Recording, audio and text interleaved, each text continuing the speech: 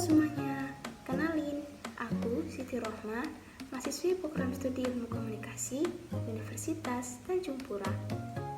Di video kali ini, aku akan membahas 25 teori komunikasi. Kira-kira apa aja sih? Yuk simak videonya. Teori yang pertama adalah teori behaviorisme. Teori ini dikembangkan oleh ilmuwan asal Amerika Serikat bernama John B. Watson pada tahun 1878 hingga 1958. Menurutnya, teori ini mencakup semua perilaku termasuk tindakan balasan atau respon terhadap rangsangan atau stimulus. Artinya, bahwa selalu ada kaitan antara stimulus dengan respon pada perilaku manusia. Jika suatu stimulus atau rangsangan yang diterima seseorang telah teramati, maka dapat diprediksikan pula respon dari orang tersebut. Teori yang kedua adalah teori penggunaan dan kepuasan. Teori ini dikembangkan oleh Blumer dan Coates pada tahun 1974. Mereka berpendapat bahwa penggunaan media memiliki peran aktif dalam memilih media yang digunakannya, sehingga pengguna media dapat dikatakan sebagai pihak utama dalam suatu proses komunikasi. Dalam hal ini, pengguna mempunyai pilihan untuk menentukan media yang sesuai dengan kebutuhannya. Lalu yang ketiga ada teori spiral of silence. Teori ini dikembangkan oleh seorang sosiolog bernama Elizabeth Noel Neumann pada tahun 1973 hingga 1980. Neumann, selain sebagai seorang sosiolog, ia juga merupakan pakar politik dan jurnalis Nazi Jerman yang membenci Yahudi dan mendukung Hitler. Dalam pendapatnya, Neumann menjelaskan bahwa teori spiral keheningan merupakan upaya untuk menjelaskan opini publik yang dibentuk, dan teori ini hanya berfokus pada opini publik semata. Yang keempat adalah teori inokulasi. Teori ini merupakan salah satu pendekatan persuasi yang bertujuan agar orang-orang resisten terhadap argumen persuasif orang lain. Teori inokulasi pertama kali dikembangkan oleh William J. McGuire di awal tahun 1960-an. Berdasarkan temuan kelompok Yale mengenai pesan persuasi yang menghadirkan dua sisi argumen ketika menyangkal sisi yang berlawanan. Teori ini merupakan model untuk membangun resistensi terhadap persuasi dengan cara menerpa orang-orang dengan argumen yang melawan keyakinan mereka dan memberikan mereka argumen untuk menangkal serangan. Selanjutnya ada teori sibernetik. Wiener adalah tokoh di balik teori ini yang dikembangkannya pada tahun 1945. Teori sibernetik merupakan suatu sistem pengontrol yang didasarkan pada komunikasi antara sistem dengan lingkungan dan antar sistem itu sendiri. Pengontrol dari sistem berfungsi dalam memperhatikan lingkungan. Penerapan teori sibernetik biasanya diperuntukkan kepada siswa agar mencapai hasil yang efektif. Yang keenam adalah teori agenda setting. Teori ini dikembangkan oleh MC Combs dan Shaw pada tahun 1972. Teori ini beranggapan bahwa apabila media memberikan tekanan kepada suatu peristiwa, maka media tersebut akan membuat masyarakat menganggap peristiwa itu penting. Dalam hal ini, media mempunyai efek yang sangat kuat dalam mempengaruhi asumsi masyarakat, sehingga akan muncul asumsi bahwa apa yang dianggap media penting, maka akan dianggap penting pula oleh masyarakat. Yang ketujuh adalah teori administrasi. Teori ini merupakan proses penyampaian pesan yang dilakukan secara timbal balik antar anggota. Teori ini dimaksudkan dengan tujuan untuk menumbuhkan rasa saling pengertian dalam rangka mencapai tujuan organisasi dengan efektif dan efisien. Fungsi dari penerapan teori ini adalah untuk menjaga stabilitas informasi agar tercipta penyesuaian sikap yang memadai antar bagian dalam organisasi. Lalu ada teori komunikasi dua tahap. Teori ini disebut teori dua tahap karena model komunikasi ini dimulai dengan tahap pertama lalu dilanjutkan dengan proses komunikasi antarpersonal. Proses komunikasi massa dilakukan oleh media massa pada para pemuka pendapat yang ada di masyarakat. Proses komunikasi antarpersonal terjadi ketika para pemuka pendapat menyampaikan ide-ide yang mereka pahami setelah membaca media massa kepada para pengikutnya. Lalu yang kesembilan adalah teori struktural fungsional. Beberapa tokoh yang mengemukakan teori ini diantaranya adalah Auguste Comte, Emile Durkheim, dan Herbert Spencer. Pemikiran struktural fungsional dipengaruhi oleh pemikiran biologis yang menganggap masyarakat yang saling ketergantungan akibat konsekuensi dari bertahan hidup. Tujuan dari teori ini adalah mencapai keteraturan sosial. Dan pada teori yang ke-10 adalah teori dependensi efek komunikasi massa. Teori ini merupakan salah satu teori komunikasi massa yang beranggapan bahwa kepercayaan individu kepada media akan berkembang apabila kebutuhan informasi yang tidak dapat ditemukan dalam pengalaman langsung dapat terpenuhi.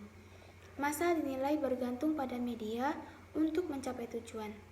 Ini merupakan pendekatan konsisten dengan gagasan dasar dari model penggunaan. Little John menilai ketergantungan seseorang dinilai dari jumlah dan sentralitas tentang fungsi informasi yang disajikan, serta stabilitas sosial. Semakin penting media terhadap individu, semakin tinggi pula nilai dari media tersebut. Dan yang ke-11 adalah teori komunikasi kultivasi. Teori ini membahas mengenai efek dari komunikasi massa. Pandangan dari teori ini adalah bahwa media massa memiliki efek yang bersifat kumulatif dan lebih berdampak pada tataran sosial budaya dalam masyarakat daripada personal seseorang.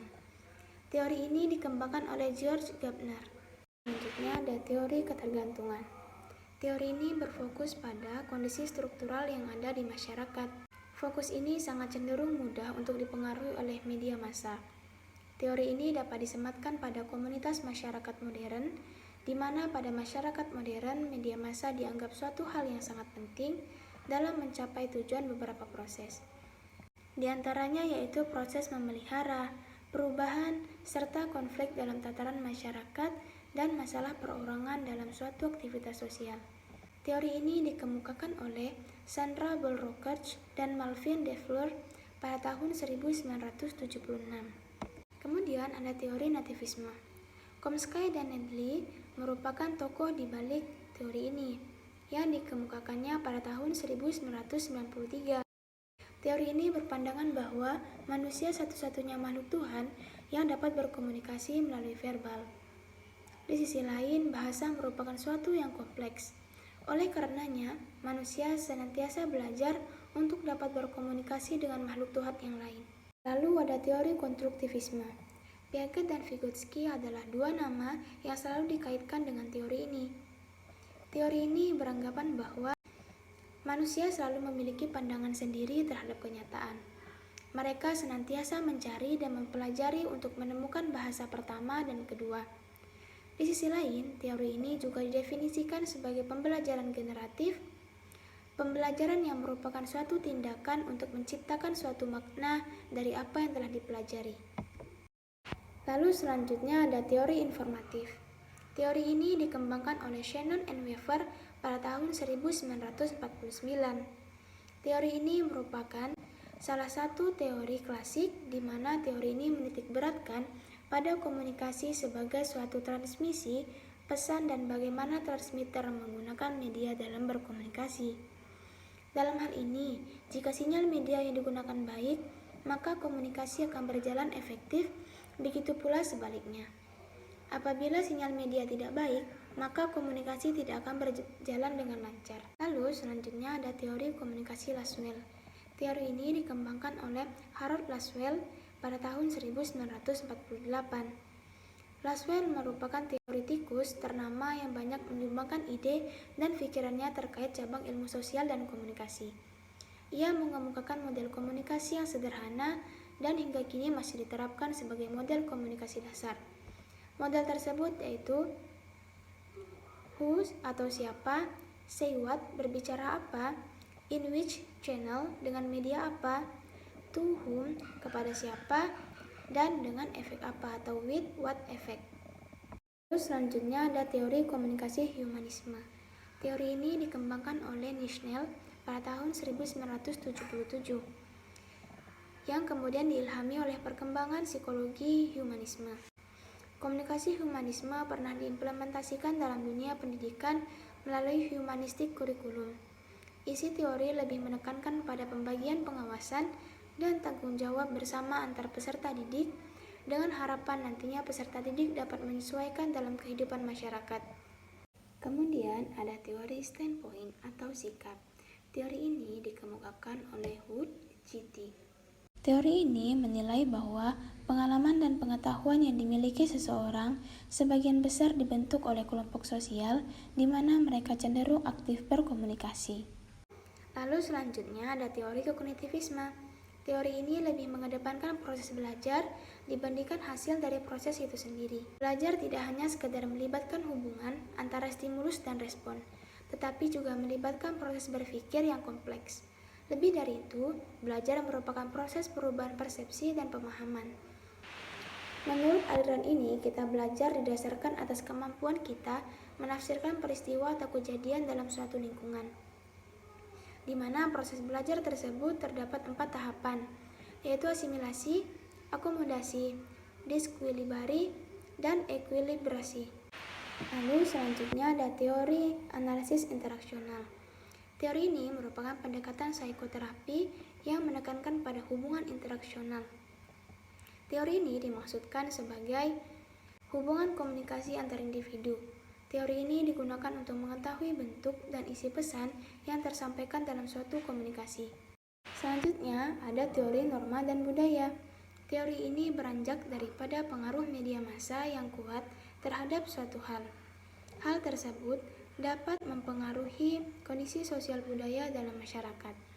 Pesan dari media massa mampu mengubah norma yang sudah ada dalam masyarakat. Di sisi lain juga mampu memperkuat norma yang ada dalam masyarakat.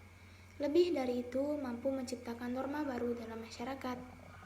Lalu kemudian ada juga teori pembelajaran sosial. Teori ini dikemukakan oleh Bandura pada tahun 1925. Ia mengemukakan bahwa perilaku manusia dalam konteks sebuah interaksi tingkah laku terdapat hubungan timbal balik yang saling berkesinambungan. Interaksi terjadi antara perilaku kognitif dan pengaruh lingkungan. Pengalaman melalui observasi dan pengamatan terhadap suatu pesan yang disampaikan menjadi suatu hal yang penting dalam teori ini. Dalam teori ini terdapat 4 tahapan. Pertama, pembelajaran sosial terjadi atas adanya perhatian dari individu. Kedua, pembelajaran sosial dilakukan melalui ingatan. Ketiga, pembelajaran sosial dilakukan melalui tindakan. Dan yang terakhir yaitu pembelajaran sosial dilakukan atas dasar motivasi dari masing-masing individu. Selanjutnya ada teori difusi inovasi. Teori ini dikembangkan oleh Rogers pada tahun 1961.